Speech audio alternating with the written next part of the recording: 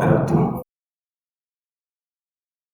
Innal hamdalillah nahmaduhu wa nasta'inuhu wa nastaghfiruh wa na'udzu billahi min syururi anfusina wa min sayyiati a'malina. Man yahdihillahu fala mudhillalah wa man yudlil fala hadiyalah. Ashhadu an la ilaha illallah wahdahu la syarikalah wa ashhadu anna Muhammadan abduhu wa rasuluh. Ya ayyuhalladzina amanu taqullaha haqqa tuqatih wa la tamutunna illa wa antum muslimun. Ya ayyuhan nasu taqu rabbakumul ladzi khalaqakum min nafsin wahidah wa khalaqa minha zawjaha wa batha minhuma rijalan katsiran wa nisaa wattaqullaha alladzi tasaaluna bihi wal arham innallaha kana 'alaikum raqiba. Ya ayyuhalladzina amanu taqullaha wa qulu qawlan sadida yuslih lakum a'malakum wa yaghfir lakum dhunubakum wa may yuti'illaha wa rasulahu faqad faza fawzan 'azima. Amma ba'd, fa inna asdaqal hadithi kitabullah wa khairal hadi hadi Muhammadin sallallahu alaihi wasallam wa syarrul umuri muhdatsatuha wa kullu muhdatsatin bid'ah wa kullu bid'atin dhalalah wa kullu dhalalatin finnar. Ma'asal muslimin, ikhwani fillah wa akhwati, bapak-bapak, ibu-ibu, saudara-saudari rahimani wa rahimakumullah. Alhamdulillah, segala puji bagi Allah Subhanahu wa taala yang mempertemukan kita kembali dalam majelis yang mulia ini, di dalam salah satu rumah Allah, di dalam salah satu taman surga Allah yang ada di dunia ini. Semoga Allah Subhanahu wa taala senantiasa menambahkan kepada kita ilmu yang bermanfaat dan al-amal as-saleh, dan semoga Allah mengumpulkan kita di taman surganya di akhirat kelak. Sebagaimana yang telah diumumkan, kajian kita berkaitan dengan tadabbur ayat-ayat puasa. Motivasi kita membahas masalah ini, yang pertama dalam rangka mengamalkan firman Allah, kitabun anzalnahu ilaika liyadabbaru ayatihi wa liyatadzakkara ulul albab. Allah berfirman yang artinya, dan itulah kitab yang kami turunkan kepada wahai Nabi Muhammad untuk mereka, terutama kaum muslimin, mentadabburinya, mempelajarinya, memahaminya. Liyadabbaru ayatihi, untuk mereka mentadabburi ayat-ayatnya, dan agar orang-orang yang berakal sehat mau mengingatnya. Demikian pula Allah berfirman, afala yatadabbarunal Qur'an, apakah mereka tidak mau mentadabburi Al-Quran.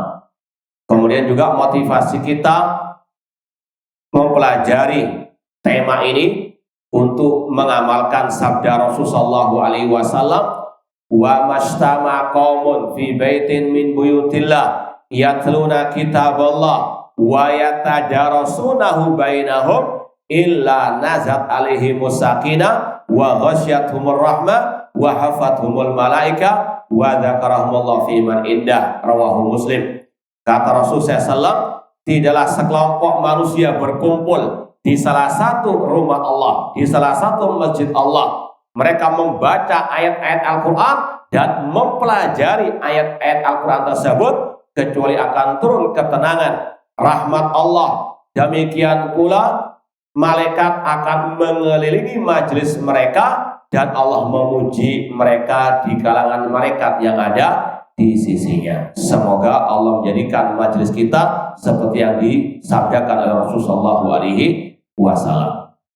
Dan motivasi kita membahas, mempelajari tema ini juga mengamalkan ucapan Al-Imam Al-Bukhari rahimahullah dalam sahihnya, al-ilmu qoblal qauli wal amal. Ilmu sebelum kita berucap, sebelum kita beramal.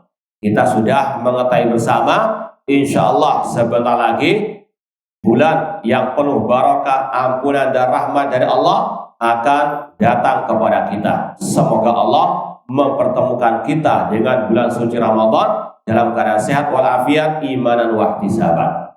Maka seorang muslim muslimah yang bijak sebelum datangnya musim akhirat, ladang-ladang pahala kata para ulama selayaknya untuk murojaah, mengulang kembali pelajaran yang berkaitan dengan ibadah yang akan dilaksanakan, tentunya yang berdasarkan Al-Quran dan Sunnah Rasulullah SAW. Meskipun tiap tahun kita mengulang-ulang kembali, namun namanya manusia kadang ada lupa, perlu diingatkan kembali. Minimal tadi al-ilmu qoblal qauli wal amal. Ilmu sebelum kita berucap dan sebelum kita beramal. Dan ilmu yang dimaksud adalah qala Allah wa qala Rasul wa qala as-sahabat. Ilmu yang berdasarkan Al-Quran, Sunnah Rasul, dan pemahaman para sahabat Rasul Sallallahu Alaihi Wasallam.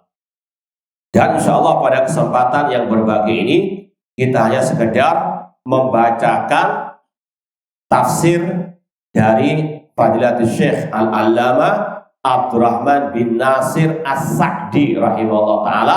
Dalam tafsir beliau, tafsir Syekh Abdurrahman As-Sa'di rahimahullah ta'ala, karena tafsir ini sangat amat pas dengan kita sebagai istilahnya orang-orang awam, karena tafsirnya sangat simpel. Bahkan pernah kita mendengar dari Fadilatul Syekh Al-Allamah Al-Muhaddits Abdul Muhsin bin Hamad Al-Abad Al-Badr, ahli hadis kota Madinah. Beliau pernah mengatakan kitab tafsirnya Syekh Abdurrahman As-Sa'di la yastaghni anhu alimun wala amil, bahwasanya tafsir beliau ini dibutuhkan mulai dari orang yang alim sampai orang yang awam, karena singkat namun padat dan insya Allah akidahnya selamat dari segala bentuk asyubuhat, karena di luar sana banyak tafsir-tafsir yang penuh dengan syubuhat ataupun yang tidak sahih akidah penulisnya. Dan sekali lagi ini yang perlu kita sampaikan dari muqaddimah tadabbur ayat-ayat puasa.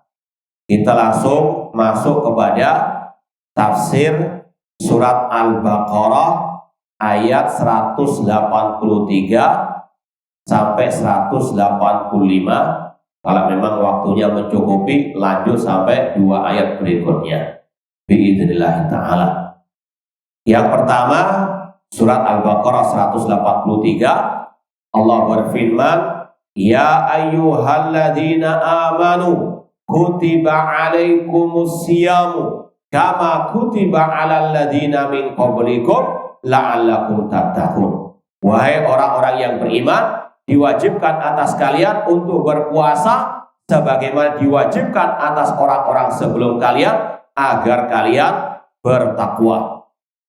Kata Syekh Al-Allamah Abdurrahman bin Nasir As-Sa'di rahimahullah, yukhbiru ta'ala bima manna bihi ala ibadihi bi annahu farada alaihimus siyam. Allah mengabarkan di dalam ayat tadi tentang nikmat yang Allah berikan kepada hambanya. Apa nikmat tersebut? Yaitu Allah wajibkan kepada mereka untuk berpuasa. Ini yang wajib untuk kita yakini. Bulan suci Ramadan adalah nikmat yang luar biasa yang Allah berikan kepada kita. Makanya sebelum datangnya Ramadan, kata para ulama, harus disambut dengan riang gembira, lapang dada, bahagia. Kita menyambut nikmat Allah yang luar biasa. Jangan malah merasa sempit dada. Waduh, gak bisa makan siang lagi. Waduh, gak bisa macam-macam lagi kalau pagi sampai malam dan seterusnya. Na'udzubillahi min dzalik. Ini nikmat yang wajib untuk kita yakini. Bahkan kata para ulama, antum bisa bayangkan seandainya ada kabar yang otentik, akan ada tamu yang datang kepada kita membawa harta yang banyak untuk kita, hadiah yang istimewa, mungkin mobil yang sangat mahal sekali. Maka hati kita jauh-jauh hari sebelum datangnya tamu tersebut akan sangat bergembira, bahkan mungkin nggak bisa tidur malam untuk menunggu kedatangan tamu istimewa tersebut. Dan tamu yang akan datang kepada kita sekarang ini, kata para ulama, lebih dari itu semuanya, lebih daripada dunia dan seisinya.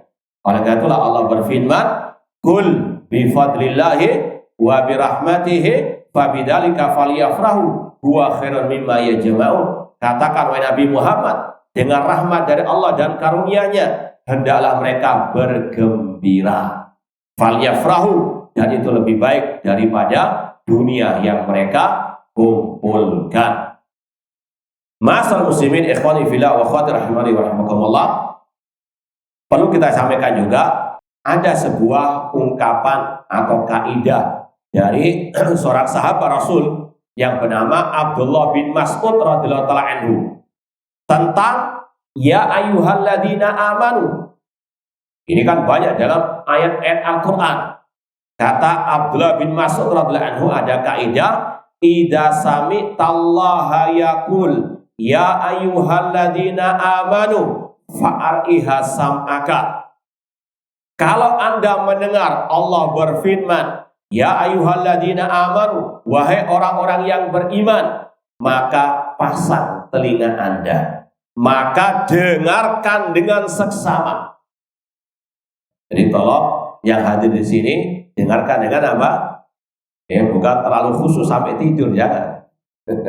Pasang telinga, ini ucapan Abdullah bin Mas'ud radhiyallahu taala anhu. Kalau Anda mendengar Allah berfirman ya ayyuhalladzina amanu, pasang telinga Anda, fa'ariha sam'aka, dengarkan dengan seksama. Fa imma khairun tu'mar bihi, karena setelah ya ayyuhalladzina amanu ada dua kemungkinan. Yang pertama, setelahnya itu akan ada kebaikan yang engkau akan diperintah oleh Allah kepadanya, au syarrun tunha anhu, atau kemungkinan yang kedua, kejelekan yang engkau akan dilarang darinya. Ya ayyuhalladzina amanu kutiba alaikumusiyam, ini khairun, kebaikan, ini nikmat yang wajib untuk disyukuri dan untuk dilaksanakan perintah Allah Subhanahu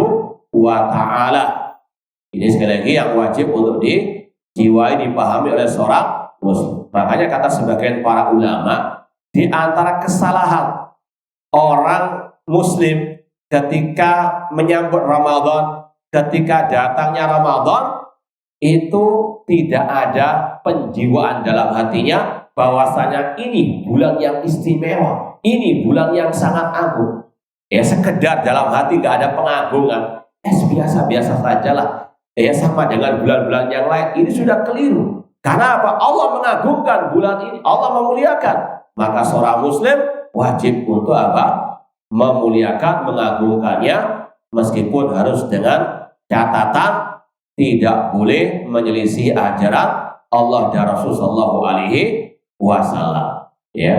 Menyambut awal Ramadan atau sebelum Ramadan dengan ziarah kubur, pamitan dulu. Naudzubillah min, tidak ada ajaran ziarah kubur, silahkan di hari-hari tidak ditentukan.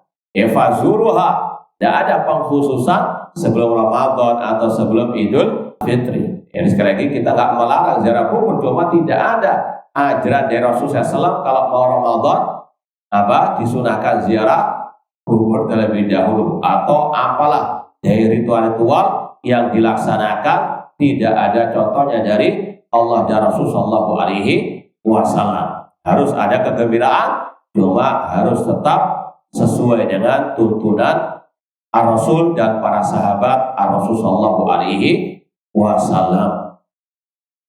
Kemudian kata Syekh, kama faradahu 'alal umami sabiqah. Dan Allah mewajibkan puasa Ramadan sebagaimana Allah mewajibkan kepada umat-umat sebelum umat Nabi Muhammad SAW. Adapun kewajiban berpuasa di bulan suci Ramadan bagi umat Islam ini sangat terang benderang.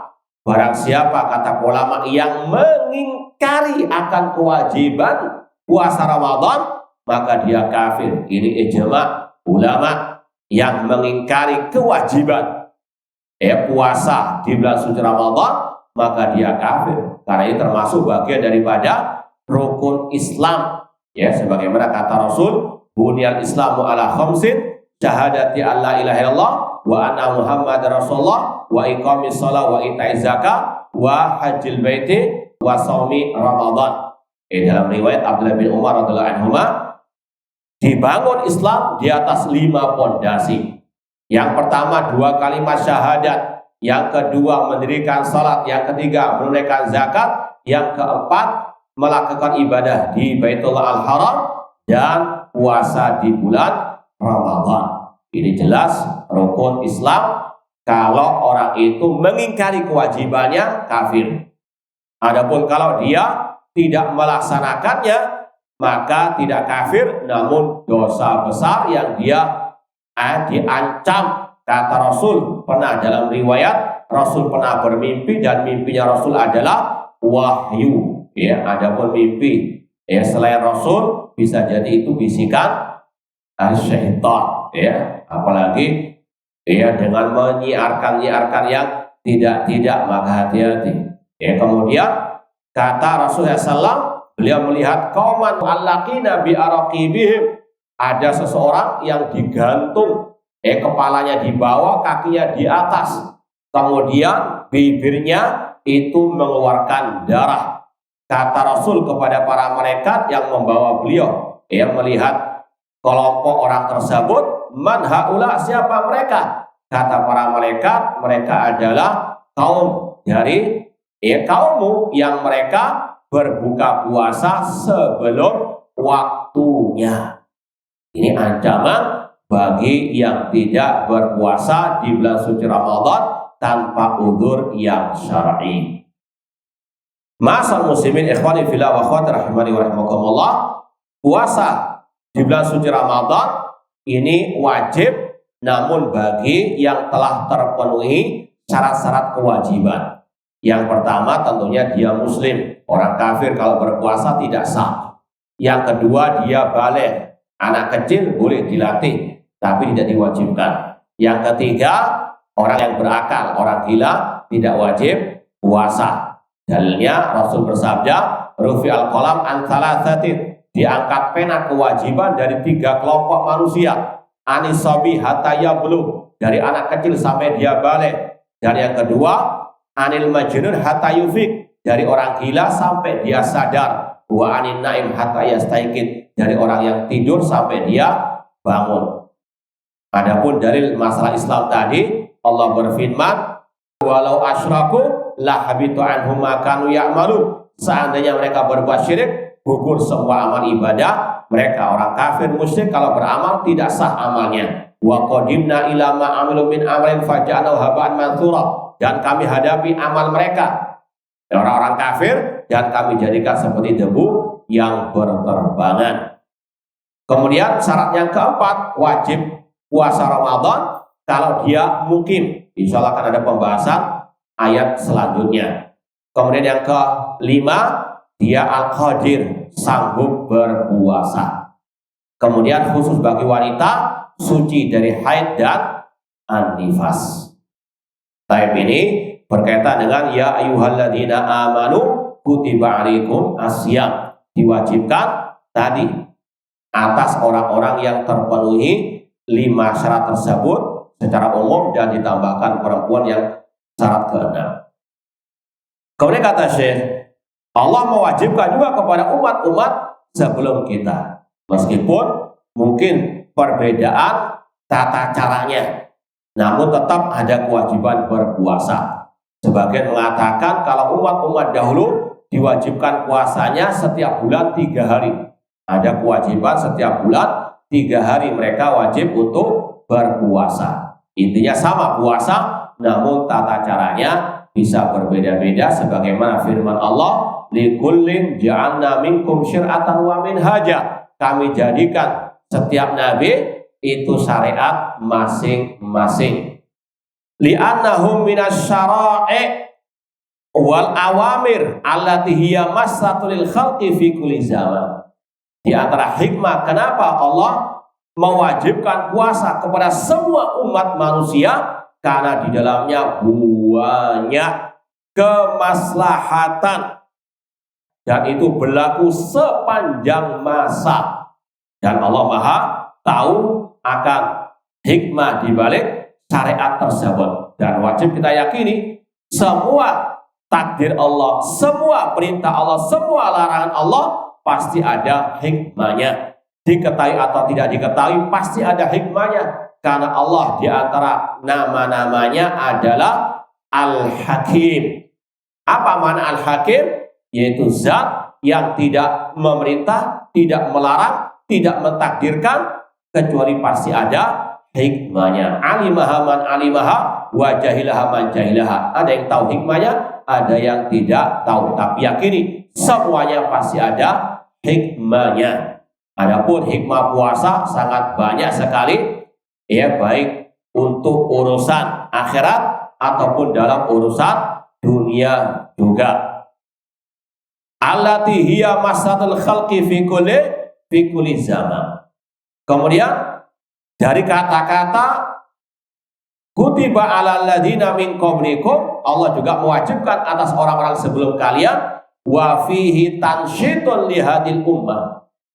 Di dalam kata-kata Allah juga mewajibkan kepada umat-umat sebelum kalian itu untuk lebih kita semangat melaksanakan ibadah puasa Ramadan. Kenapa? Karena umat-umat sebelum kita juga diwajibkan. Dan ini untuk juga meringankan kejiwaan kita. Ya, seseorang misalnya di kantor, dia diperintah sendiri, yang lain nggak diperintah. Kayaknya ada apa? Beban tersendiri. Namun kalau semua juga sama-sama diperintah, agak apa? Lebih ringan. Makanya kata beliau, kata-kata juga diwajibkan atas orang sebelum kalian untuk kita apa? Lebih bersemangat, untuk kita lebih antusias dalam melaksanakannya. Bi annau yanbaghi lakum an tunafisu ghairakum fi takmil a'mal. Dan juga agar kita berlomba-lomba, jangan kalah dengan umat-umat sebelum kita, agar kita lebih bisa sempurna ibadah kita dibanding umat-umat yang lainnya.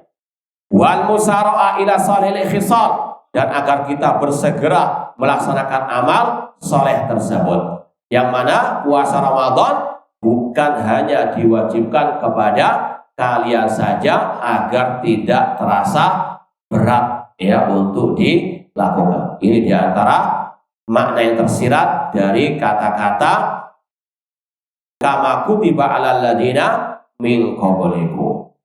Kemudian kata Asy-Syaikh, "Tsumma dzakara ta'ala hikmatahu fi masyrati siyam." Kemudian Allah menyebutkan di antara puncak hikmah puasa adalah la'allakum tattaqun, agar kalian bertakwa. Fa inna siyam min akbari asbabit taqwa. Kata Asy-Syaikh, karena puasa merupakan sebab yang sangat besar mendatangkan ketakwaan dalam diri seorang hamba. Kenapa demikian? Ini ada perinciannya.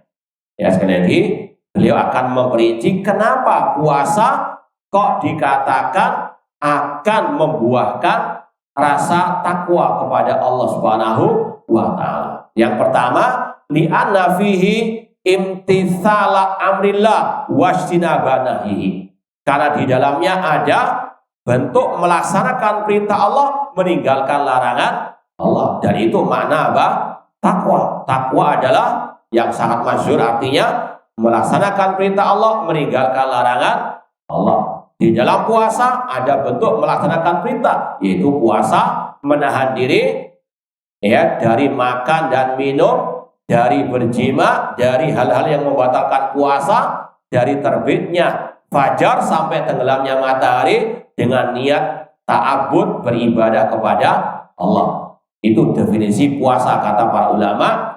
Definisi puasa adalah al-imsak anit ta'ami wasyarabi wal jima'i wa jam'il mufattirat biniyati at-ta'abbud lillahi ta'ala min tulu'il fajar ila ghurubis syams. Puasa definisinya adalah menahan diri dari makan dan minum, dari berjima, dari segala hal yang bisa membatalkan puasa dengan niat lillahi ta'ala beribadah kepada Allah dari terbitnya fajar sampai tenggelamnya matahari. Maka seorang yang berpuasa dia jelas melaksanakan perintah Allah. Cuma tadi harus niatnya lillahi ta'ala, ikhlas karena Allah, bukan karena ikut tren, bukan hanya karena untuk kesehatan saja. Na'udzubillahi min dzalik. Otomatis sudah dapat. Kalau kita niatnya lillahi ta'ala, urusan dunia juga akan kita raih. Ma'asal muslimin ikhwani fillah wa akhwati rahimani wa rahmakumullah. Di dalam puasa ada bentuk meninggalkan larangan Allah. Di antaranya kalau kita berpuasa, maka kita akan meninggalkan makan dan minum yang dilarang tersebut. Meskipun awalnya sebelum Ramadan itu dibolehkan, malamnya dibolehkan, namun mulai terbitnya fajar sampai tenggelam matahari Allah melarang makan dan minum. Maka itu bentuk ketakwaan kepada Allah.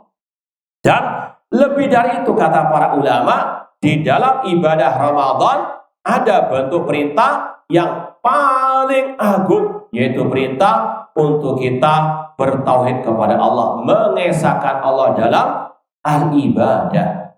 Sebagaimana kata Rasul, man shoma ramadhana imanan wahtisaban ghufira lahu ma taqaddama min dzambi. Barang siapa yang berpuasa di bulan suci Ramadan imanan, kata sebagian para ulama, mana imanan? Imanan billah, dengan didasari oleh iman kepada Allah, dengan didasari oleh tauhidullah, mengesahkan Allah dalam al-ibadah. Puasa adalah ibadah, kita serahkan kepada Allah. Maka semua ibadah yang lain juga wajib diserahkan kepada Allah. Salat kita, sesembelihan kita, kul inna salati wa nusuki wa mahyaya wa mamati lillahi rabbil alamin. Katakanlah sesungguhnya salatku, sesembelihanku, hidup dan matiku hanyalah untuk Allah, Rabb semesta alam. Demikian pula doa kita hanya kepada Allah, ud'uni astajib lakum, istighosah kita, dan seterusnya. Demikian pula kita meninggalkan larangan Allah, dan larangan Allah yang paling utama adalah syirik kepada Allah, menyekutukan Allah dalam al-ibadah. Imanan billah, itu bertauhid kepada Allah dan meninggalkan syirik kepada Allah Subhanahu wa ta'ala. Nah, kemudian di antara perincian kenapa puasa mendatangkan ketakwaan kepada Allah, fa mimma istama alaihi minat taqwa anna shaim yatruk ma harramallahu alaihi minal akli wasyurbi wal jima'i wa nahwiha.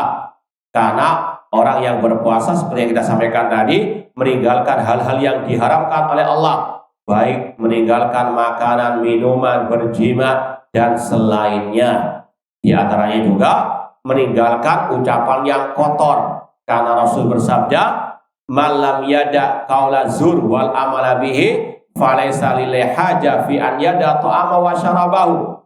Barang siapa yang tidak mau meninggalkan ucapan yang dusta, perbuatan yang dusta, Allah tidak butuh dengan puasanya. Laisa siyamu minal akli wasyurbi wa inna wasiyam minal lahwi warrafathi. Kata Rasul, puasa bukan sekedar meninggalkan makan dan minum, namun harus juga meninggalkan ucapan yang kotor ataupun hal-hal yang sia-sia. Allati tamilu ilaiha nafsuhu mutaqarriban bidzalika ilallah rajian bitarkiha thawabahu fahada minat taqwa. Dan orang tersebut meninggalkan hal-hal tadi Meskipun hati, hawa nafsunya itu condong kepadanya, namun dia tahu ini dilarang oleh Allah Subhanahu wa Ta'ala, dan dia niatnya mendekatkan diri kepada Allah, mengharapkan pahala dari Allah. Kemudian di antara sebab mengapa puasa dikatakan bisa menyebabkan orang itu bertakwa kepada Allah, wa minha anna shaima yudarrib nafsahu ala muraqabatillah. Karena orang yang berpuasa melatih dirinya sepanjang hari untuk merasa diawasi oleh Allah Subhanahu wa Ta'ala. Ini pelajaran yang sangat luar biasa dari puasa. Ketika orang itu puasa siang hari, mudah untuk membatalkan puasa tanpa dilihat oleh siapapun. Masuk kamar, ya, di tasnya sudah ada 1 bungkus nasi, ada ya 1 botol minuman, dimakan, diminum, keluar, diusap. Ini sekali lagi sangat mudah. Namun seorang muslim muslimah ketika ya puasa merasa selalu diawasi oleh Allah. Mau berucap yang kotor, ingat Allah mengawasinya, maka dia nggak jadi mengucapkan ucapan yang kotor atau apapun dari perbuatan yang jelek. Ini puasa melatih manusia merasa diawasi oleh Allah, dan ini pelajaran yang selanjutnya untuk terus pegang erat sampai mati. Ittaqillah haitsuma kunta, bertakwalah kepada Allah di mana saja engkau berada, dan itu tidak mungkin terwujud kecuali dengan merasa diawasi oleh Allah Subhanahu wa Ta'ala. Dahulu ulama salaf pernah berkata, silakan kalian berbuat maksiat namun di tempat yang tidak dilihat oleh Allah. Di mana itu? Coba cari di GPS, ada enggak? Nggak mungkin. La takhfa alaihi khafiyah, tidak tersembunyi bagi Allah sesuatu apapun. Ini yang menjadikan puasa akan mendatangkan ketakwaan pada diri seorang hamba. Kemudian kata Syekh, fayatruk ma tahwa nafsuhu ma'a qudrati alaihi li ilmi bittila'illah alaihi. Orang itu akan meninggalkan yang disukai oleh hawa nafsunya, makan, minum, bahkan tadi berjima, padahal dia sanggup melakukannya, namun dia tinggalkan karena dia tahu Allah mengawasinya, dan pasti kalau dia melanggar perintah Allah akan ada sanksi di akhirat kelak. Wa minha, kemudian juga di antara sebab kenapa puasa bisa mendatangkan ketakwaan pada diri seorang hamba, an-nasyam yudayyiqu majariyas syaitan fa innahu yajri min ibni adam majrad dam. Karena puasa itu mempersempit jalannya asyaitan dalam diri manusia. Karena kata Rasul, setan itu bisa masuk ke dalam diri Bani Adam sebagaimana mengalirnya darah. Namun dengan orang itu meninggalkan makan dan minum di siang hari, maka itu akan mempersempit ruang gerak-gerik asyaitan. Apalagi Rasul bersabda, idza jaa Ramadan futihat abwabul jannah wa ghulliqat abwabu jahannam wa sulsilatis syayatin. Apabila datang bulan suci Ramadan, dibukakan pintu surga, ditutup pintu api neraka, dan dibelenggu setan-setan. Kalau ada yang bertanya, loh tapi kan banyak orang yang masih tidak puasa, yang masih berbuat maksiat di Ramadan, katanya kok dibelenggu setan-setan. Kata para ulama, yang pertama, yang dibelenggu itu enggak semua setan, karena dalam riwayat yang lain Rasul mengatakan wasufidat marodatus syayatin, yang dibelenggu itu pentolan-pentolannya, dedengkot-dedengkotnya setan dari kalangan al-jin. Jin atau setan dari kalangan jin itu kurang lebih sama dengan preman dalam hidupnya manusia. Preman ada kelas kakap, ada kelas teri, kan? Sama, setan dari kalangan jin juga demikian. Ada yang kelas kakap, ada yang kelas teri. Dan ini juga kalau kita hubungkan dengan pembahasan masalah sihir dan perdukunan, itu juga demikian. Tukang sihir misalnya dukun menyantet, menyihir seseorang, kemudian seseorang ini datang kepada dukun yang lain. Dua-duanya haram ya, dua-duanya syirkun akbar. Cuma kita menggambarkan bagaimana dunia jin kata para ulama. Ketika yang kena santet ini datang kepada dukun yang lain, dukun si B ya misalnya, yang menyantet si C ya. Ketika sang dukun si B ini punya dekengan ya, istilahnya dedengkot setan jin, sedangkan dukun yang menyantet itu backingannya itu hanya kelas teri dari kalangan setan jin, otomatis menang atau kalah? Hah? Yang kalah yang mana? Yang B atau yang C? Yang menyantet tadi. Karena apa? Ya tadi sama dengan antum di palak preman kelas teri, antum ya punya kenalan preman kelas kakap istilahnya, ya sudah dimakan itu. Ya kurang lebih sama dengan itu. Sekali lagi kata para ulama, setan yang dibelenggu dalam riwayat maradatus syayatin, gembong-gembongnya setan dari kalangan. Yang kelas teri masih bergentayangan membisikkan orang berbuat maksiat. Kemudian yang kedua kata para ulama, yang menyebabkan orang itu berbuat maksiat bukan hanya setan dari kalangan al-jin, setan dari kalangan manusia juga, minal jinnati wan nas. Di kantor ada sebagian meskipun muslim tapi nggak puasa, goda temannya yang apa? Puasa. Ini juga setan dari kalangan apa? Menjadikan orang bisa batal apa? Kamu tak kasih uang 1 juta namun batalkan puasamu sekarang. Kalau orang mata duitan, diambil. Ini setan dari kalangan apa?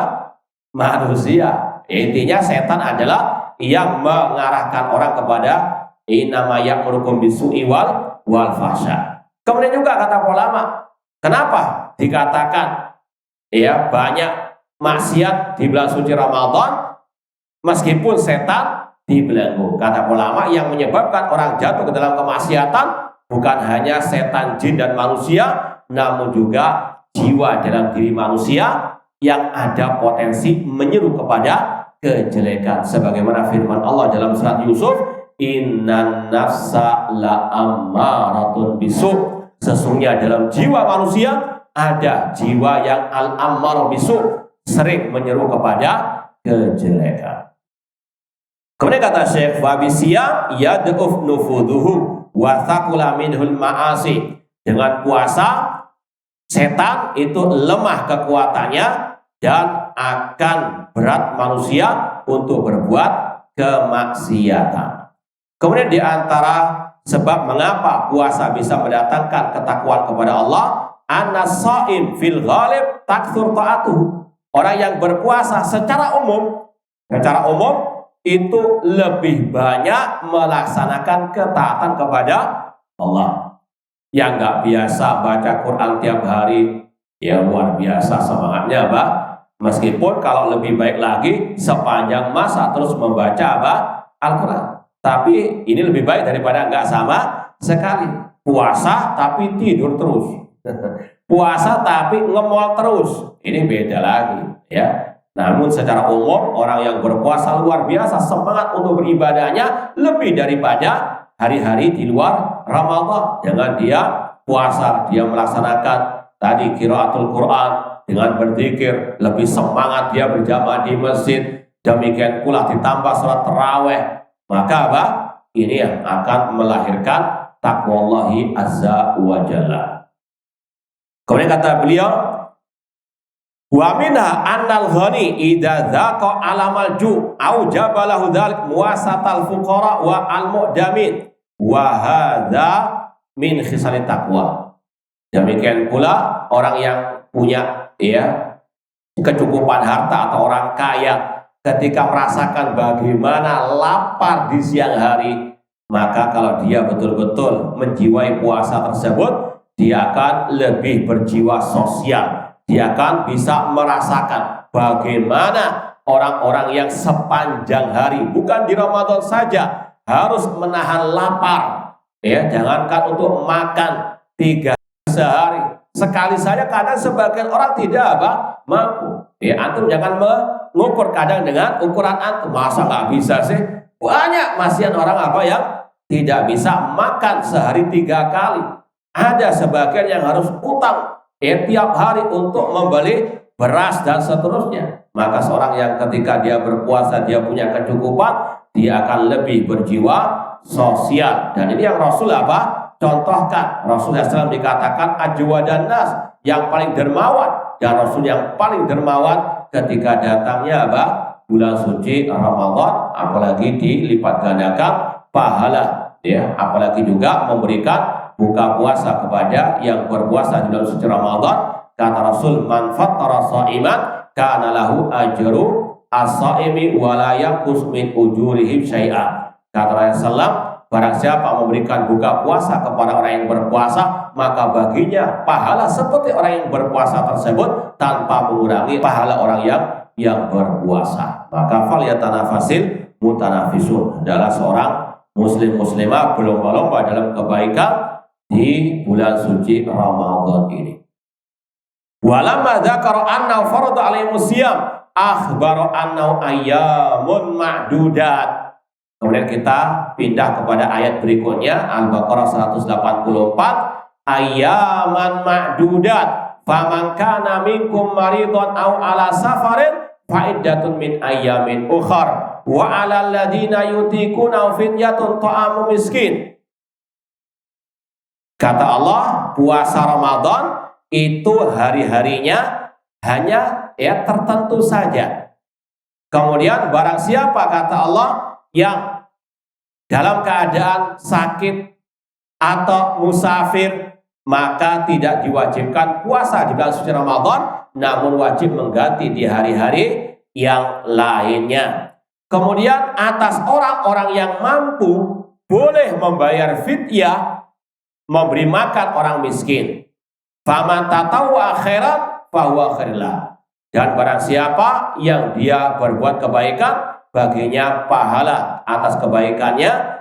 Kemudian wa antasumu khairul lakum in kuntum ta'lamun. Namun jika kalian berpuasa, maka itu lebih baik. Kita baca tafsirnya. Syekh Abdurrahman As-Sa'di rahimahullah berkata, walamma dzakara anna fardha alaihimus siyam akhbar anna ayyamun ma'dudat ay qalilatun fi ghayati suhulah. Allah ketika menyebutkan puasa wajib di bulan Ramadan atas kalian, kemudian Allah mengatakan ayyaman ma'dudat, ini untuk meringankan beban fisikis atau kejiwaan orang yang berpuasa. Jangan khawatir, puasa itu enggak lama-lamanya, puasa itu enggak setiap hari, setiap masa, tidak, namun hanya beberapa hari saja, hari-hari yang tertentu saja. Kalau enggak 29 ya apa? 30 hari. Ini tadi untuk memudahkan kita, untuk meringankan beban orang yang berpuasa. Ayaman ma'dudat. Tsumma sahala tasdilan akhar. Kemudian Allah ringankan lagi beban orang yang berpuasa, yaitu apa? Tadi, barang siapa yang di bulan Ramadan dalam keadaan sakit atau dalam keadaan musafir, maka boleh tidak berpuasa, namun wajib mengganti di hari-hari yang lain. Nanti akan disampaikan, ini adalah salah satu ciri khas Islam, yaitu al-Islam dinul yusr. Islam adalah agama yang mudah, namun jangan mudah-mudahkan sesuai dengan hawa nafsu. Islam itu sudah mudah. Di sini contohnya, barang siapa yang dalam keadaan sakit, meskipun ada 3 kategori orang yang sakit dalam masalah ini. Yang pertama, orang yang sakit kronis. Mungkin dokter sudah mengatakan susah untuk sembuh. Kalau dia puasa semakin menambah sakitnya, atau bahkan menambah jenis sakit yang lain. Maka untuk kategori yang ini, yang kronis ini, kata para ulama cukup membayar fidyah. Gak usah puasa di Ramadan atau mengganti, gak usah. Cukup membayar fidyah. Apa itu fidyah? Ada 2 macam. Bahan makanan yang mentah atau yang sudah dimasak. Kalau bahan yang mentah itu setiap hari membayar 1 mud beras. Kalau antum membayar zakat fitrah itu 2,5 kilo, itu 4 mud 1 sok. Berarti 2,5 kilo dibagi 4, ketemu berapa? Kurang lebihnya. Nah, para pedagang atau yang ahli matematika berapa? Biar nggak ngantuk. Hah? Intinya tadi, kalau sehari 1 mud, 4 hari itu 1/4 mud, ketemunya 2,5 kilo. 4 hari nggak puasa, membayar 2,5 kilo beras. Ini kalau mentahan. Yang kedua, boleh dengan yang sudah dimasak. Ini lebih simpel, yaitu 1 hari nggak puasa, 1 bungkus nasi. Tapi jangan nasi tok. Ya ada apa? Mau simpel lagi, sebagaimana dicontohkan oleh Anas bin Malik ketika beliau sudah lanjut usia, tidak sanggup berpuasa, beliau mengumpulkan 30 orang fakir miskin, langsung diberi makan sekaligus. Itu lebih simpel lagi. Atau kalau sekarang misalnya nggak sanggup berpuasa karena tadi penyakit kronis atau yang lainnya, beli 30 porsi nasi, perkotaan atau yang lainnya, kasih kepada apa? Fuqara wal masakin. Entah di jalan-jalan yang dikira itu seolah orang yang nggak mampu, kasih sudah 30 bungkus selesai. Ini sekali lagi kemudahan dalam Islam. Ini kalau punya penyakit kronis. Yang kedua, penyakit kategori dalam puasa ini penyakit yang bukan kronis, insya Allah bisa sembuh biidznillah ta'ala. Namun kalau dia puasa itu akan lebih berat dan bisa saja menambah sakitnya. Maka di sini ada rukhsah, keringanan tidak berpuasa, tapi mengganti di hari apa? Yang lain. Kemudian yang ketiga, kategori sakit tapi nggak ada hubungannya dengan puasa. Dia puasa nggak puasa nggak ada hubungan dengan sakitnya. Contoh sakit panu, penyakit kulit istilahnya. Antum puasa nggak puasa apa ada efeknya? Sakit kaki misalnya ada kegores apa? Jangan alasan kan ayatnya siapa yang sakit? Saya lagi sakit Ustaz. Itu bukan sakit, sakit hati itu. Maka di sini haram dia tidak berpuasa. Ini kata ulama kategori sakit yang tidak ada hubungannya dengan puasa. Kalau dia tidak berpuasa, dia berdosa. Dia tidak termasuk dalam kategori ayat faman kana maridun aw ala safarin. Kemudian bagi yang musafir tadi tidak wajib puasa. Sebagaimana kita sampaikan tadi, syarat wajib puasa ada 5, diantaranya mukim. Maka lawannya musafir. Yang musafir tidak wajib berpuasa. Namun kalau dia berpuasa boleh-boleh saja, tapi harus lihat kondisi juga. Kalau memang dia sanggup, itu dibolehkan, karena sebagian sahabat dulu ketika safar, minna sha'im wa minna muftir. Di antara kami waktu safar ada yang puasa, ada yang berbuka, tidak ada yang saling memperolok atau mengejek. Namun kata Rasul ketika beliau melihat orang berpuasa dalam keadaan musafir kemudian pingsan, kata Rasul, laisa minal birri asyamu fis safar. Bukan termasuk kebaikan orang yang berpuasa dalam keadaan safar. Itu kalau sampai memberatkan, bahkan sampai pingsan tadi. Lihat kondisi, kalau emang sanggup tidak ada masalah. Meskipun ulama khilaf, berbeda pendapat mana yang afdol. Seandainya dia masih kuat safar sambil puasa, puasa sambil safar, dia kuat, mana yang afdol, berpuasa atau tidak? Ada beberapa pendapat ulama, intinya ada 2 situ, yaitu yang pertama, dia tetap puasa karena ini bulan yang mulia. Kemudian yang kedua, mengambil rukhsah tidak berpuasa. Wallahu alam, kalau anak pribadi lebih condong kepada yang mengambil rukhsah keringanan, karena Rasul bersabda, innallaha yuhibbu an yu'tarukhasuhu. Allah lebih suka untuk diambil apa? Keringanannya. Adapun hukum boleh saja. Silakan Anda nggak puasa, silakan Anda berpuasa selama Anda sanggup berpuasa di kala safar. Kemudian lanjut ayatnya, wa 'alal ladzina yutiquna fidyatun ta'amu miskin. Barang siapa yang sanggup berpuasa, maka boleh dia membayar fidyah. Ini ada 2 penafsiran nanti. Kita baca dulu tafsir dari Syekh Abdul Rahman As-Sa'di. Wa dzalika limasyaqqa bil ghalib rakhasallahu ma fil fitr.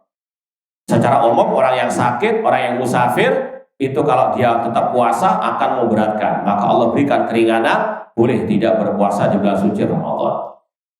Walamma kana la budda min husuli maslahati siyam li kulli mu'min amarahuma an yaqdiya fi ayamin ukhar idza zalal marad wa qada safar wa hasatir raha.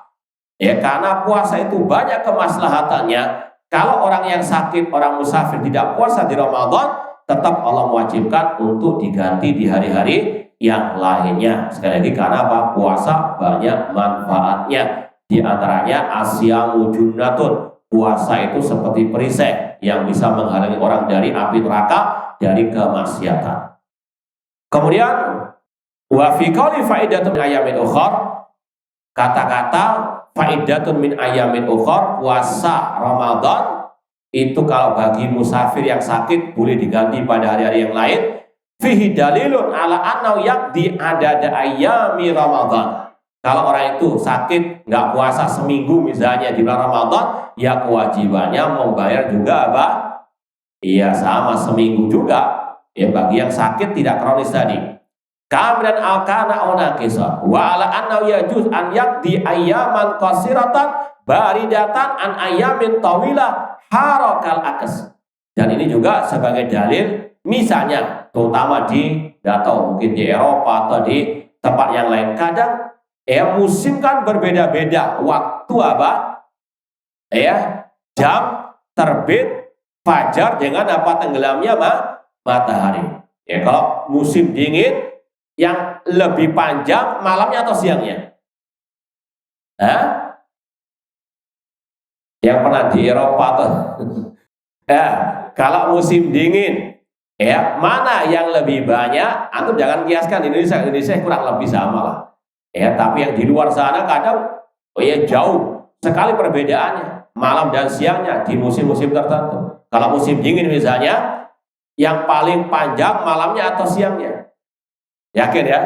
Ya sudahlah.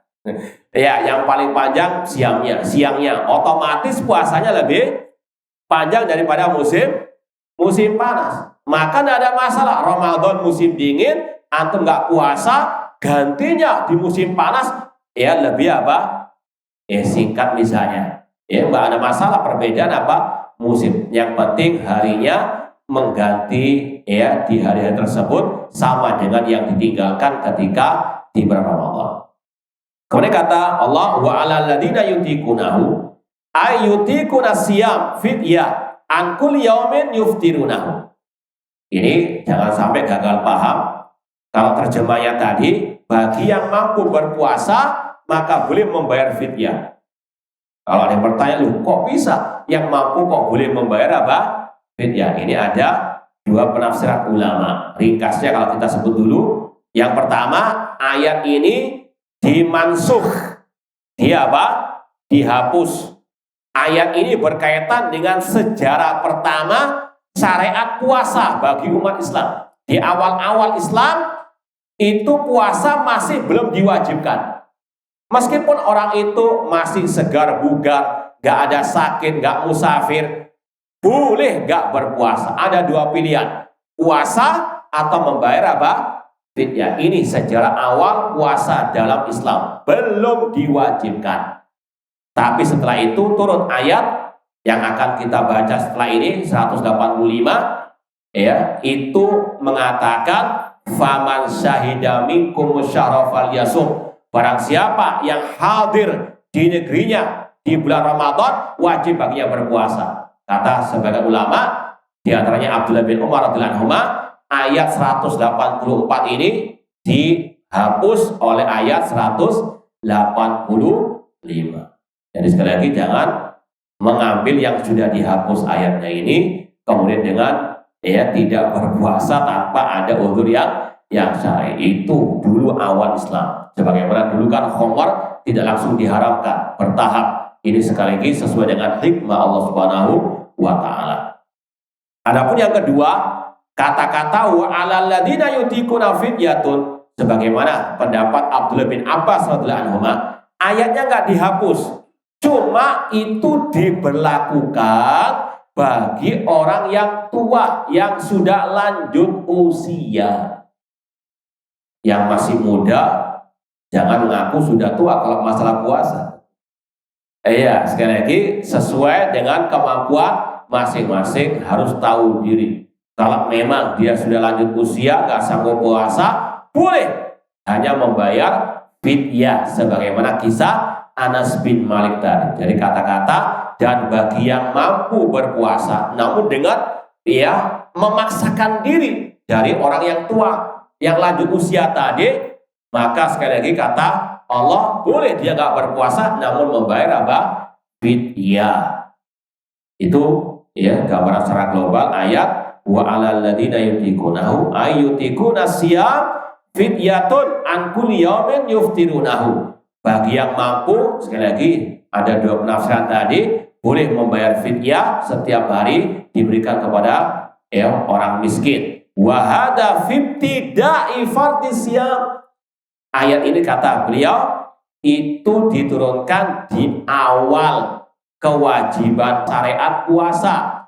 Lama kanu ghairu mu'tadin al-siyam. Karena dulu mereka, terutama tadi para sahabat Rasulullah, belum terbiasa dengan adanya syariat puasa tersebut. Wa kana fardhu hatman fihi masyaqqa alaihim. Kalau langsung diwajibkan, ini terasa apa?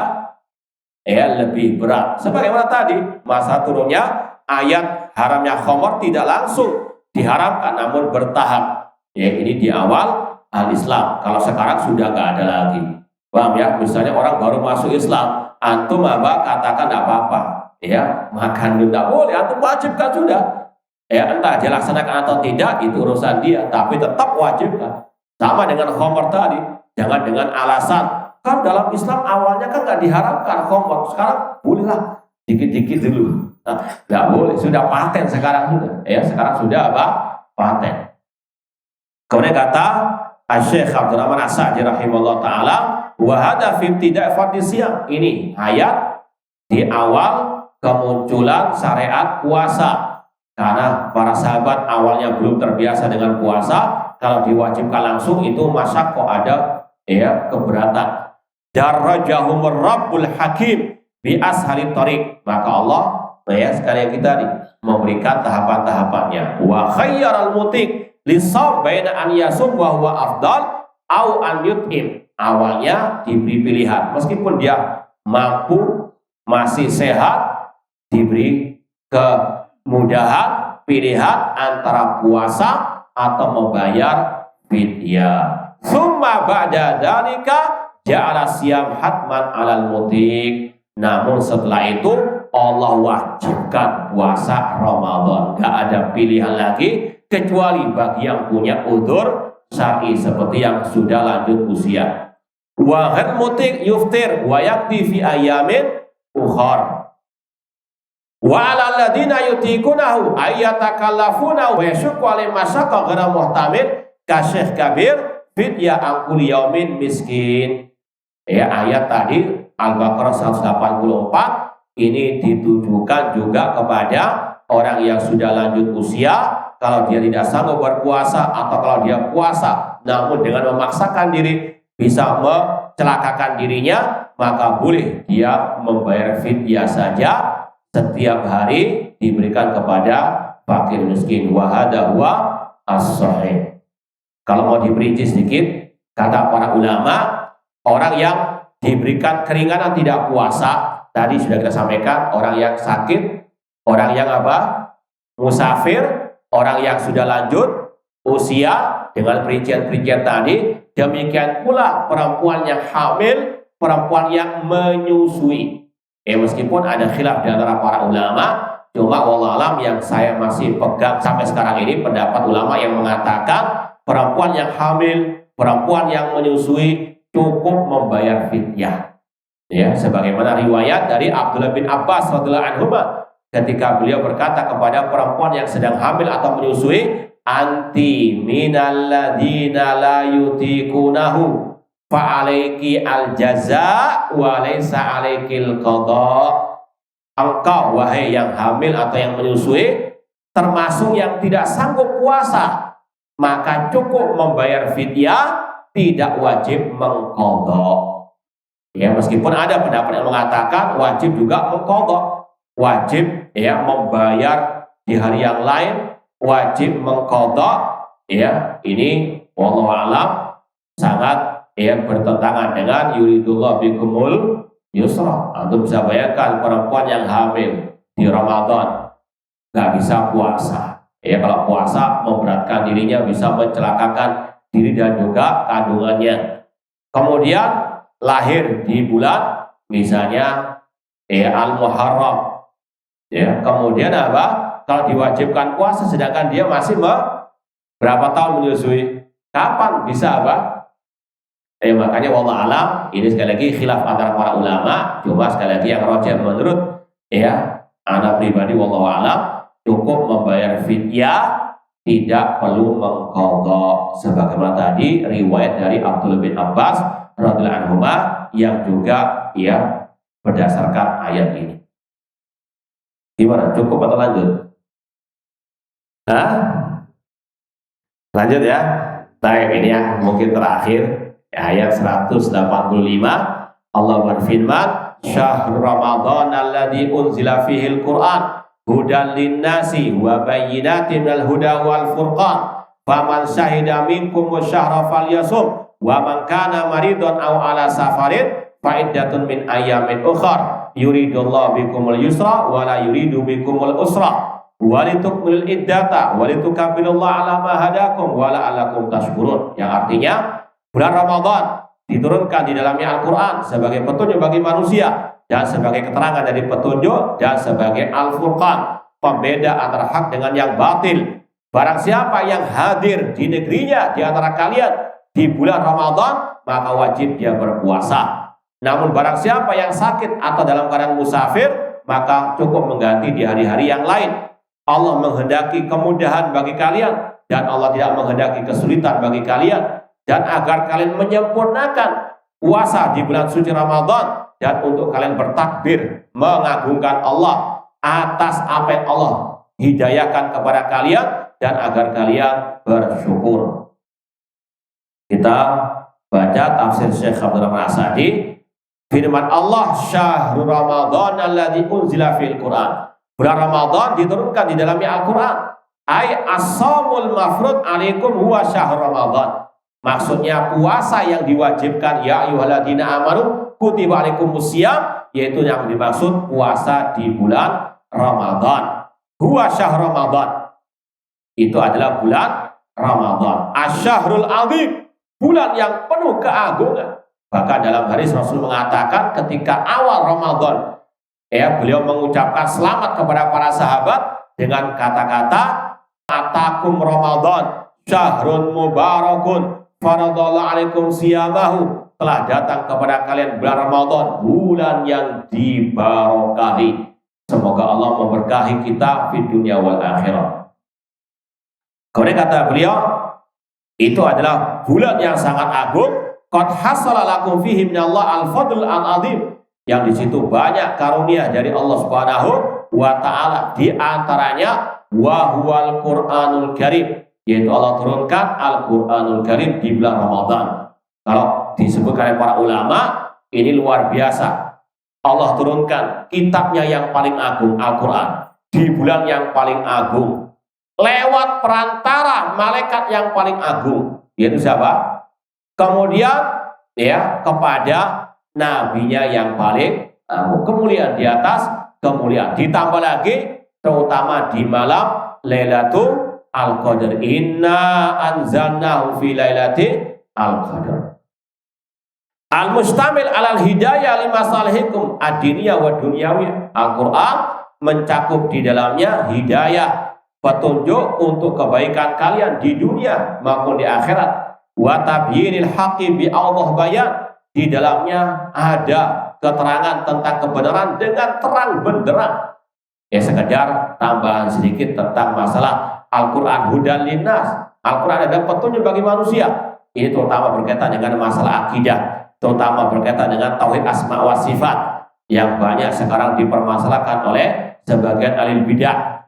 Kalau ahlu sunnah memahami ayat-ayat yang berkaitan dengan sifat Allah, itu pahami sesuai dengan dohirnya. Bahkan ini yang dikatakan oleh Imam Ibnu Abdul Bar, ijma salaf, memahami nas-nas ayat hadis tentang sifat Allah sesuai dengan hakikatnya atau sesuai dengan dohirnya, bukan dengan majas. Misalnya Allah berfirman, wa yabqa wajhu rabbika dzul jalali wal ikram, kekalah wajah Rabbmu yang memiliki kebesaran dan kemuliaan. kata para ulama ijma' salaf yang mengatakan bahwa saya tetapkan sifat wajah bagi Allah sesuai dengan kebesarannya, tidak boleh diserupakan dengan makhluk. Ini namanya apa? Al-Quran hudal linnas. Sebagaimana antum di jalan, namanya petunjuk. Di Al-Quran kan petunjuk. Ya, antum kalau di jalan, ya di tol misalnya kalau kita tadi turun tol mana tadi? Nah, Jati Asih, ya kan kelihatan, ya petunjuk arahnya Jati Asih itu kemana? Lurus atau ke kiri atau ke kanan. Misalnya ada tanda ke kiri, masuk ke Jati Asih, ya. Tapi orang itu memahami, oh bukan kiri masuknya itu apa? Kanan. Kayak ratingnya emak-emak ya. Itu ajarannya mereka. Rating kanan bela apa? Ayo ditakwil kayak itu, harus takwil seperti itu. Madhabnya emak-emak. Paham ya? Allah mengatakan wa yabqa wajhu rabbika, oh itu maksudnya bukan wajah namun kekuasaan. Bal yadahu mabsuutatan, bahkan kedua tangan Allah terbentang. Oh itu maksudnya adalah dua nikmat Allah, dua kekuasaan Allah. Ini mazhabnya emak-emak. Rating kanan tapi apa? Na'udzubillahi min dzalik. Namanya petunjuk ya apa? Sesuai dengan zahirnya. Zahirnya ke kanan ya ke kanan, zahirnya lurus ya lurus, jangan ditakwilkan. Oh maksudnya lurus itu lurus ke atas. Ini orangnya apa? Itu perumpamaan orang-orang yang ahlu takwil. Ya, istawa diartikan istaula menguasai aras. Ini mazhabnya dari Jawa. Ya, ahlu takwil, na'udzubillahi min dzalik. Kemudian ma'asal muslimin ikhwani fillah wa akhwati rahimani wa rahimakumullah, Al-Qur'an juga dinamakan Al-Furqan, pembeda antara yang hak dengan yang batil, antara tauhid dan syirik, antara sunnah dan bid'ah, antara taat dan maksiat. Wal huda wad dhalal, antara petunjuk dan kesesatan, wa ahli sa'adah wa ahli syaqawah. Fa haqiqun bi syari hada fadlu wa hada ihsanullah alaikum fihi an yakuna mausiman lil ibad mafrudan fihi asyam. Kalau bulan Ramadan seperti ini keagungannya, keutamaannya, maka memang layak untuk diwajibkan atas manusia melaksanakan ibadah puasa di dalamnya. Falamma qararahu wa bayyana fadilata wa hikmatallahi ta'ala fi takhsisihi qala faman syahida minkum asyhara falyasum hada fi ta'yinus siyam 'alal qadir as-sahih al-hadir. Ketika Allah sudah menjelaskan keutamaan bulan Ramadan, hikmahnya, maka Allah berfirman, ini yang kita sampaikan tadi, ayat yang menghapus ayat yang awal tadi, yang tidak mewajibkan puasa. Ayatnya berbunyi, barang siapa yang hadir di antara kalian di negerinya pada waktu bulan Ramadan, maka hendaklah dia berpuasa atau wajib baginya berpuasa. Ini sekali lagi ayat yang menghapus sebelumnya tadi. Di dalamnya ada penjelasan wajibnya ta'yinus syiyam, kewajiban puasa, namun tadi dengan syarat-syarat yang sudah kita sampaikan. Syaratnya bagi yang mampu, yang sahih, yang sehat, al-hadir, yang bukan musafir. Namun permasalahannya, kapan ya kita tahu masuknya awal Ramadan? Ini yang wajib kita yakini. Rasul bersabda, sumu liru'yatihi wa aftiru liru'yati. Puasalah kalau melihat hilal dan beridul fitrilah kalau melihat al-hilal. Fa in humma 'alaikum fa akmilu iddata Sya'ban 30. Kalau langit tertutup mendung, genapkan bilangan bulan Sya'ban 30 hari. Ini adalah ajarannya Rasul, ini adalah tuntunannya Rasul, bahwasanya kita tahu masuknya awal Ramadan hanya dengan dua metode ini. Ru'yatul hilal tanggal 29 Sya'ban, ya, melihat hilal. Kalau kelihatan besok puasa. Tapi kalau ketutup mendung, maka menggenapkan bilangan bulan Sya'ban menjadi apa? 30 hari. Tidak bisa menentukan Ramadan, awal Ramadan 10 tahun yang lalu, atau tahun yang lalu, tidak bisa. Karena ini metodenya Rasul yang mengatakan. Hadisnya dalam Sahih Bukhari dan Muslim, dan kata Imam Ibnu Hajar Asqalani rahimahullah dalam kitab Fathul Bari ketika mensyarah hadis ini, beliau membawakan ucapan ulama ijma' salaf, itu tidak pakai hisab. Para sahabat, para tabi'in, kalau ada riwayat dari sebagian tabi'in misalnya Mutarrif bin Sikhir katanya pakai hisab, kata Imam Ibnu Abdul Bar itu riwayatnya tidak as-sahih. Dan Rasul kalau kita baca hadis-hadisnya hanya berpatokan dengan apa? Ru'yatu al-hilal. Kata Abdullah bin Umar radhiyallahu anhu dalam Sunan Abi Dawud, taruh an-nasu al-hilal fa akhbartu Nabi sallallahu alaihi wasallam anni ra'aituhu. Manusia mengklaim mereka melihat hilal, maka aku memberitahukan kepada Rasul aku melihat hilal, fasoma. Lalu beliau pun berpuasa, wa amran nasa bisyami, dan memerintahkan orang lain untuk berpuasa. Rasul berpuasa dengan kabar dari Abdullah bin Umar dengan apa tadi ru'yatu al-hilal. Kemudian kata Abdullah bin Umar tadi, Rasul yang mengumumkan, menentukan, bukan orang per orang, namun apa? Waliul amr, pemimpin kaum muslimin, pemerintah, bukan apa swasta, bukan perorangan, namun apa? Dengan ketetapan dari pemimpin kaum al-muslimin. Dan kata para ulama, likulli baladin ru'yatuhu. Dalam Sahih Muslim, dalam Sunan Tirmidzi dan yang lainnya ada bab, babu maja'a likulli ahli baladin ru'yatuhum. Setiap negeri itu punya wewenang meru'yah hilal sendiri-sendiri. Jangan apa? Ikut patokan Arab Saudi misalnya, ru'yatul hilalnya. Karena kita tinggalnya di mana? Indonesia. Sebagaimana riwayat Sahih Muslim dari Quraib rahimahullah ta'ala, beliau pernah pergi ke negeri Syam dan beliau melihat hilal malam Jumat. Ini di zaman kekhalifahan Muawiyah radhiyallahu ta'ala anhu. Kemudian di akhir Ramadan beliau kembali ke kota Madinah, bertemu dengan Abdullah bin Abbas. Maka mereka berdialog. Dikabarkan bahwasanya penduduk Syam itu lihat hilal malam Jumat. Kata Abdullah bin Abbas, adapun kami penduduk Madinah melihat hilal malam Sabtu. Selisih berapa hari? 1 hari. Kata Abdullah bin Abbas, wala nazalu nasum, dan kami akan terus puasa sebagaimana patokan ru'yah malam Sabtu tersebut, hatta nukambil, sampai menyempurnakan akhir Ramadan atau kita melihat al-hilal. Kata Quraib, kenapa kok nggak ikut ru'yahnya Muawiyah di negeri Syam? Kata Abdullah bin Abbas, hakadza amarona Rasulullah SAW. Inilah yang diperintahkan kepada kami oleh Rasulullah SAW. Jadi kata Abdullah bin Abbas, Rasul menyuruh setiap negeri kaum muslimin meru'yah masing-masing, tidak perlu ikut patokan di Arab Saudi naudzubillah atau Timur Tengah atau yang lain. Likulli baladin ru'yatu, setiap negeri punya ru'yah masing-masing. Kemudian kata Syekh, walamma kana nasakh litakhir baina siyam wal fida khassa a'ada rukhsah lil marid wal musafir li alla yatawaham anna rukhsata aidan mansukha.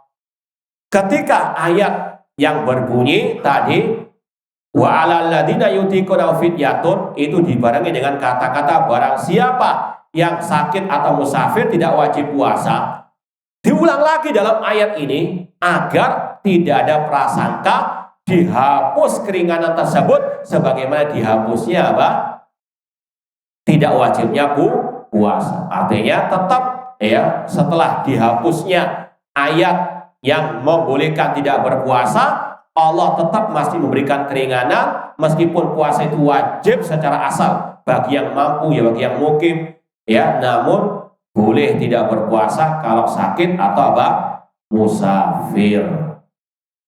Kemudian Allah mengatakan yuridullahu bikumul yusra wa la yuridu bikumul usra. Allah menghendaki kemudahan bagi kalian, tidak menghendaki kesulitan. Itu tadi Allah memudahkan, berikan kemudahan, namun jangan sampai dimudah-mudahkan sesuai dengan hawa nafsu. Soalnya berat saat kerjanya, apa kerjanya? Misalnya nyupir atau kerjanya apalah, kemudian tidak puasa hanya sesuai dengan hawa nafsunya. Naudzubillahi min dzalik. Sekali lagi, Islam sudah mudah, kemudian itu sesuai dengan dalil syariat, bukan dengan hawa nafsu kita. Yuridullahu ta'ala yasir alaikum turuq al-musilah ila ridwani a'dham taisir. Allah memudahkan semua jalan menuju kepada keriduannya. Yusahilu asyadda tasil. Walihada kana jami' ma'amrallah bi ibadah fi ghayati suhula fi asli. Makanya semua perintah Allah itu ada kemudahan, dan semua perintah Allah diikat dengan fattaqullaha mastata'tum. Bertakwalah kepada sesuai kemampuan. Kalau misalnya ibadah haji kuotanya jauh sampai puluhan tahun, kalau memang nggak sanggup ya sudah, jangan maksakan diri, jalan kaki atau mungkin naik layang-layang apalah. Ya, sekali lagi ya sudah, nggak mampu ya sudah, gugur kewajiban. Jangan memaksakan diri atau bahkan memudaratkan lewat jalur yang ilegal sampai di perbatasan disuruh apa? Deportasi. Naudzubillah min dzalik. Ini orang yang tidak memahami Islam mudah. Kalau memang belum mampu ya sudah, nggak usah apa? Maksakan diri. Masih banyak ibadah yang lain. Wa idza hasad ba'dul awarid al-mujibah li thiqali sahalahu tasilan akhar imma bisqati atau takhfifi bi anwa'i takhfifat. Dan kaidahnya semua syariat Islam itu mudah. Apalagi kalau ada penghalang atau udzur, dimudahkan lagi. Entah itu digugurkan kewajibannya seperti tadi, orang yang punya penyakit kronis, gugur kewajiban, enggak sama sekali wajib puasa, meskipun hanya membayar apa? Fidyah saja. Atau diberikan keringanan, seperti orang yang sholat tidak sanggup berdiri, disuruh apa? Duduk, enggak gugur semuanya. Ada yang gugur semuanya, ada yang diringankan.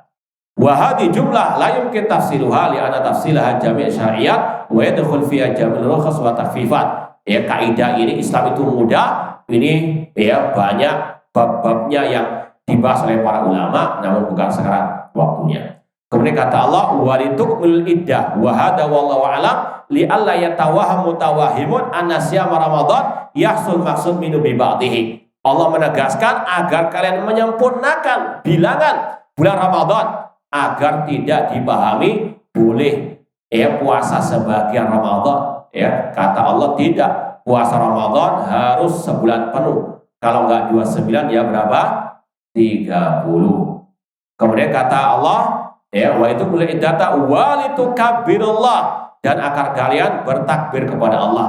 Ini sebagian ulama berpendapat dengan ayat ini, setelah digenapkan bulan Ramadan, maka setelahnya boleh bertakbir. Itu apa? Takbiran malam Idul Fitri. Karena ayatnya walitukmil iddata, agar kalian menyempurnakan bilangan Ramadan, walitukabbirullah, dan agar kalian bertakbir mengagungkan Allah. Meskipun takbirnya juga harus apa? Yang syar'i, gak usah pakai apa gendang-gendang dan seterusnya.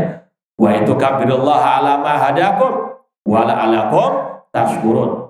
Kemudian kata beliau, rafa hadal waham bi amr bi takmil iddatihi wa yashkurullah ta'ala inda itsmami ala taufiqi wa tasiri wa tabyini li ibadihi wa bi takbir inda inqidaihi. Kemudian Allah merintahkan setelah kita sebulan penuh berpuasa, wajib kita bersyukur kepada Allah karena kita bisa berpuasa dengan taufik pertolongan dari Allah Subhanahu wa ta'ala. Allahumma a'inni ala dzikrika wa syukrika wa husni ibadatik. Semoga Allah Subhanahu wa ta'ala sekali lagi mempertemukan kita dengan bulan suci Ramadan dalam keadaan sehat walafiat, dalam keadaan iman wahtisaban, dan semoga Allah menerima semua amal ibadah kita.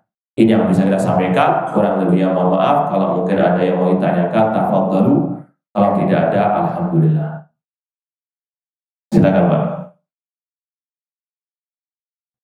Ayo. Kaitan dengan perubahan puasa, yang pertama adalah tadi hukum. Dan saya juga mendengar waktunya bahwa di awal-awal itu puasa itu di malam hari mulainya atau setelah tidur ya. Yang jadi pertanyaan saya itu kalau di malam hari itu maksudnya itu dari setelah Isya atau memang setelah tidur, karena ada riwayat Qais bin Sirma itu saja. Beliau yang kerja di petani, kemudian dia belum berbuka, sudah masuk dan Nabi, tetapi dia ketiduran lagi dan dia itu berarti sudah berpuasa walaupun belum datang Isya. Nah sebenarnya kalau dia tidak tidur, batasan awal puasa itu setelah Isya atau tengah malam? Baik, wallahu alam, yang antum maksud itu sebetulnya berkaitan dengan ayat yang 187 kalau tidak salah. Kulu washrabu hatta yatabayyana lakumul khaytul abyadu minal khayti al aswadi minal fajr. Makan dan minumlah sampai terbitnya waktu apa? Fajar. Jadi sekali lagi itu sebetulnya pembahasan ayat 187. Jadi wallahu ta'ala. Nah, ada yang lainnya? Afwan Pak Ustaz. Iya, silakan Bu. Assalamualaikum warahmatullahi wabarakatuh. Apa hukumnya apabila seorang miskin yang sudah tidak berkemampuan untuk melaksanakan ibadah puasa Ramadan, tetapi tidak juga sanggup untuk membayar fidyah? Barakallah. Baik, ya sebagaimana kaidah yang sudah kita sampaikan tadi, semua kewajiban dalam Islam itu terikat dengan fattaqullaha mastata'tum la yukallifullahu nafsan illa wus'aha. Allah tidak memberi suatu jiwa kecuali dengan apa? Kemampuannya. Kalau dua-duanya nggak bisa, ya gugur. Ya sebagaimana juga kisah ya seorang yang apa? Berjima dengan istrinya di siang hari, kemudian dia nggak bisa bayar kafir, ya sudah gugur semuanya. Ya sekali lagi, Islam itu mudah, dan sekali lagi kemudahan tersebut berdasarkan dengan ad-dalil, bukan dengan hawa nafsu. Jadi kalau sekali lagi kesimpulannya, kalau memang sudah nggak mampu puasa, nggak mau bayar fidyah, ya sudah gugur kewajiban. Fattaqullaha mastata'tum la yukallifullahu nafsan illa wus'aha. Wallahu ta'ala. Ada yang lain? Cukup? Ya silakan Pak. Nah, ar-rajih berhijamah atau berbekam itu boleh, kata sahabat ihtajama Rasul sallallahu wa huwa sha'im. Rasul pernah berbekam dalam keadaan beliau berpuasa. Kemudian suntik juga tidak ada masalah, kecuali kalau suntik infus untuk pengganti makan minum, itu baru tidak boleh, itu yang membatalkan puasa. Disebutkan oleh para ulama banyak hal-hal yang dibolehkan di bulan puasa Ramadan atau waktu berpuasa, tidak mengurangi pahala puasa dan tidak pula membatalkan. Seperti orang misalnya cabut gigi, boleh-boleh saja, yang penting nggak dimakan giginya. Ya, orang memakai pasta gigi di siang hari, boleh, yang penting nggak dimakan ya pasta giginya atau sikat giginya, boleh-boleh saja. Ya, orang juga terkadang ada menelan apa air liurnya dan sebagainya, ada masalah. Jangan seperti sebagian orang awam, wah kulit bisa kotor kalau apa? Iya, istilahnya menelan air liurnya sendiri dikatakan batal, maka apa efek sampingnya? Sebagian kampung itu penuh banjir itu. Na'udzubillah min dzalik, kanan kiri dua, na'udzubillah min dzalik. Ya, ini sekali lagi dalam Islam tidak ada dalil yang membatalkan. Demikian pula dengan mencium minyak wangi dan seterusnya. Ini sekali lagi termasuk yang tidak mempengaruhi pahala puasa ataupun puasa yang lain. Ada yang mau tanyakan sebelum kita tutup? Ya, Pak. Assalamualaikum warahmatullahi wabarakatuh. Assalamualaikum. Gantian dulu ya, yang belum. Bergembira datangnya bulan puasa. Apakah itu akan dijauhkan dari api neraka? Apakah itu hadisnya sahih? Wallahu a'lam, nggak pernah tahu saya. Nah, cuma yang intinya bergembira menyambut Ramadan, termasuk dalam bagian ayat tadi falyafrahu. Ada pun hadis tadi, wallahu ta'ala. Nah, Yang kedua, perayaan nuzulul Quran itu apakah ada tuntunannya? tidak ada sama sekali. Nah, apalagi dikaitkan dengan 17 Ramadan, padahal sudah dijelaskan tadi turunnya Al-Quran, inna anzalnahu fi lailatul qadar, malam berapa? Di atas malam 20, bukan? Tapi yang paling penting, Rasul yang diturunkan Al-Quran kepada beliau, para sahabat yang paling semangat membaca, mengamalkan Al-Quran, mempelajari Al-Quran, tidak ada memperingati hal-hal tersebut. Ya, itu termasuk dalam sabda Rasul, iyyakum wa muhdatsatil umur. Jauhkanlah diri kalian dari hal-hal yang baru dalam urusan agama, fa inna kulla muhdatsatin bid'ah. Nah, ada yang lain? Ya, silakan Pak. pada saat azan bolehkah kita makan sahur? Baik, kalau memulai tidak boleh, tapi kalau melanjutkan boleh. Ya, sebagaimana kata Rasul, "Idza sami'a ahadukum nida wal ina fi yadihi fala yadau hatta yakdi hajatahu." Kata Rasul, apabila kalian mendengarkan azan sedangkan gelas di tangan Anda, maka jangan diletakkan sampai dia menunaikan hajatnya, dan tidak boleh merekayasa. Paham ya? Jadi dipegang terus ya, sambil makan dipegang terus, nanti setelah ada diminum tidak boleh juga. Ini kalau tidak ada kesengajaan, memang dia tidak tahu kalau sudah mau ada dia minum. Adapun kalau makan, ya tanggung kalau sampai keseretan misalnya. Ya, dan itu juga mau bantah adanya adzan al-imsak. Tidak ada adzan al-imsak. Ada sebagian orang yang gagal paham. Bukan dalam hadis Rasul itu akhir sahurnya itu jaraknya dengan adzan membaca 50 ayat. Ini gagal paham. Yang dimaksud membaca 50 ayat itu waktu awal sahurnya Rasul dengan waktu adzan. Bukan Rasul berhenti sahur dengan azan itu seperti membaca, waktunya seperti orang membaca 50 ayat. Ini gagal paham. Yang dimaksud adalah sahurnya Rasul dengan waktu azan atau fajar shadiq itu seperti waktunya orang membaca 50 ayat Al-Quran. Ya, sebagian orang berdalil dengan hadis itu untuk waktu imsak. Ini gagal paham. Itu waktu Rasul awal sahur sampai fajar shadiq, bukan berhentinya Rasul sahur dengan adzan seperti waktunya orang membaca 50 ayat, bukan. Paham ya? Wallahu ta'ala. Makanya Allah berfirman tadi, kulu washrabu hatta yatabayyana lakumul khaytul abyadu minal khaytil aswadi minal fajr. Makan dan minumlah sampai jelas benang putih dari benang hitam dari waktu fajar. Wallahu ta'ala.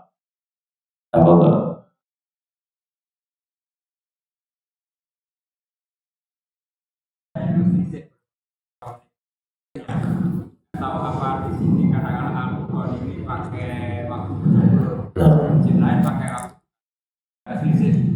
beberapa menit. Nah itu kita pakai yang Saya wallahu ta'ala alam. Secara asal patokannya itu memang bukan waktu azan, namun waktu tenggelamnya matahari. Cuma karena kita susah untuk langsung bisa melihatnya, maka Allah alam lebih baik pakai patokan waktu yang sudah ditentukan oleh pemerintah. Ya, kita pakai waktu azan pemerintah yang sudah dibakukan, dipatenkan. Ya, jadi nggak usah pakai patokan waktu azan. Tapi juga harus ditempatkan juga jam kita. Jangan jam kita cuma mungkin alternatif yang terakhir yaitu kalau kita cari mana waktu masjid yang pas dengan waktu lebih dekat kepada waktu yang telah ditetapkan oleh pemerintah kita. Paham ya? Jadi jangan misalnya ada 3 masjid, yang satu suka trader, ya kadang biasanya azannya itu melebihi 5 menit daripada waktu yang ditentukan. Jangan pakai patokan ini, rugi kita. Jangan pula pakai yang suka korupsi. Waktunya lebih didahulukan daripada waktu yang normal. Cari yang tengah-tengah waktu azannya itu. Dan kalau bisa tadi waktu apalagi ketika azan di bulan suci Ramadan, jangan sampai muadzinnya makan sampai kenyang dulu kemudian baru azan. Kasihan yang lain nunggu azannya dia. Ya secukupnya minum air 1 tegukan sudah langsung azan. Tidak usah nunggu sampai habis kurma 10. Baik, wallahu ta'ala alam. Ustaz, tambahan satu Ustaz. Silakan Pak. Ustaz, mohon maaf kalau malam mohon maaf kita berhubungan sama istri, terus pada saat jima, terus sahur belum sempat mandi, kita sahur dulu, baru setelah bersih setelah pada saat boleh. Boleh, kata para ulama, tidak ada masalah orang itu dalam keadaan masih junub ketika sudah masuk ya fajar sodik, dia belum bertohara atau belum mandi besar, ya, tidak mempengaruhi pahala puasa ataupun bahkan tidak sama sekali membatalkan puasa. Cuma hati-hati jangan sampai kebablas, ya. Sekali lagi. Nah, tafadhol. Silakan, Pak. Assalamualaikum. Awal-awal biasanya penuh ya kata itu penuh biasanya apa supaya misalnya staf ibu-ibu itu bersama bapak-bapaknya bersama dengan staf ibu itu bagaimana apa boleh nggak satu itu tertentu. Soft perempuan tetap di belakang soft laki-laki. Yang paling baik dari softnya perempuan yang paling belakang itu untuk menjauh dari soft laki-laki. Kok malah disejajarkan meskipun ada tutupnya, berarti kan tetap sejajar, ya. Maka sekali lagi tetap ya diatur bagaimana soft laki dan perempuan tidak sejajar, kecuali kalau darurat beda lagi. Sebagaimana di Masjid Al-Haram, ya jangan pakai dalil Masjid Haram kan boleh saja, beda. Kalau di sana ada Ka'bahnya buat tawaf, di sini ada apa? Ya sekali lagi jangan dikiaskan keadaan normal dengan keadaan darurat. Wallahu ta'ala.